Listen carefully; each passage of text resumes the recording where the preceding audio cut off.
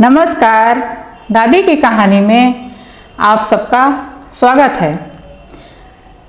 आज मैं जो कहानी आपको सुनाने जा रही हूँ वो हितोपदेश से ली गई है और उसका शीर्षक है खिचड़ी और बीरबल। एक बार बीरबल बादशाह अकबर से नाराज होकर कहीं चले गए। कुछ ही दिनों बाद अकबर को बीरबल की कमी खलने लगी। वो जानते थे कि बीरबल स्वयं वापस नहीं आएंगे, उन्हें खोजना ही होगा। फिर उन्होंने एक योजना बनाई और घोषणा करवा दी कि जो भी व्यक्ति इस ठिठुरती ठंड में तालाब के पानी में रात भर खड़ा रहेगा उसे 50 अशर्फियाँ इनाम में दी जाएंगी। एक गरीब आदमी को पैसे की सख्त जरूरत थी, इसलिए उसने इस कार्य को करने की ठान ली। अगले दिन शाम को उस गरीब आदमी ने तालाब के पानी में प्रवेश किया और सारी रात पानी में ठिठुरता खड़ा रहा। बादशाह ने उस पर निगरानी रखने के लिए पहरेदारों को लगा दिया था। सवेरा होने पर पहरेदारों ने बादशाह को बताया कि सर्दी के मौसम में भी किस प्रकार वह बेचारा गरीब आदमी पूरी रात ठिठुरता हुआ तालाब के पानी में खड़ा रहा था। बादशाह ने उस गरीब को बुलाकर पूछा, किस प्रकार तुम इतनी ठंड में रात भर तालाब में खड़े रहे? क्या तालाब के पास कोई दीपक जल रहा था? हाँ सरकार, गरीब आदमी ने जवाब दिया। क्या तुमने उस दीपक की ओर देखा था? बादशाह ने पूछा। हाँ सरकार, मैं रात भर उसी को देखता रहा, गरीब आदमी ने सच्चाई के साथ जवाब दिया। अच्छा तो यह बात है, अकबर ने कहा।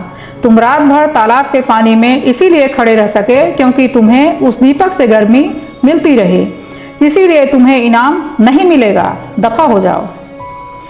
इस प्रकार अकबर ने उस गरीब को डांट दिया। गरीब आदमी क्या करता, अपने घर बैठकर आंसू बहाता रहा। बीरबल उसी शहर में थे और सब कुछ जानते थे।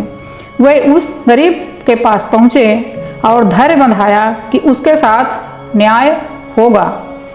फिर अपने घर जाकर उन्होंने हरकारे के माध्यम से बादशाह को खबर भिजवाई कि मैं लौट आया हूँ और आज शाम की दावत मेरे घर में है। शाम हो गई मगर बीरबल का बुलावा ना आया। बादशाह ने एक आदमी भेजा कि जाओ बीरबल को बुला लाओ, कहना कि आज वह खाना यहीं खा लें, उनकी दावत हम फिर कभी खा लेंगे। बादशाह को भूख लगी थी। बादशाह के आदमी ने लौट कर बताया कि महाराज, बीरबल का कहना है कि वे खिचड़ी पकाने में व्यस्त हैं, खिचड़ी पकते ही वे बुलावा भेज देंगे।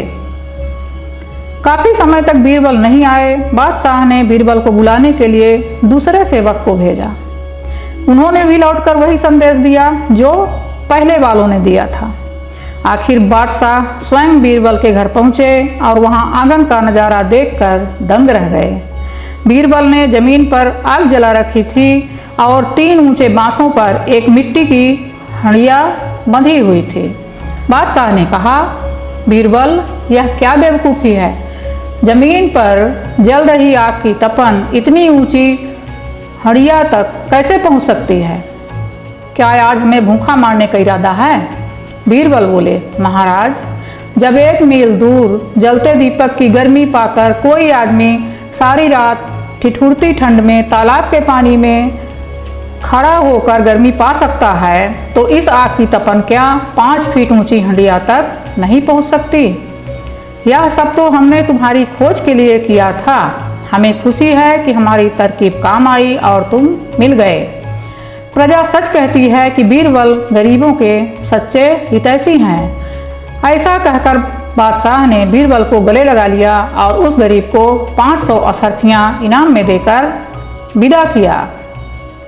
इस कहानी से हमें यह शिक्षा मिलती है कि किसी के घोर परिश्रम को मूल्यहीन नहीं समझना चाहिए। धन्यवाद।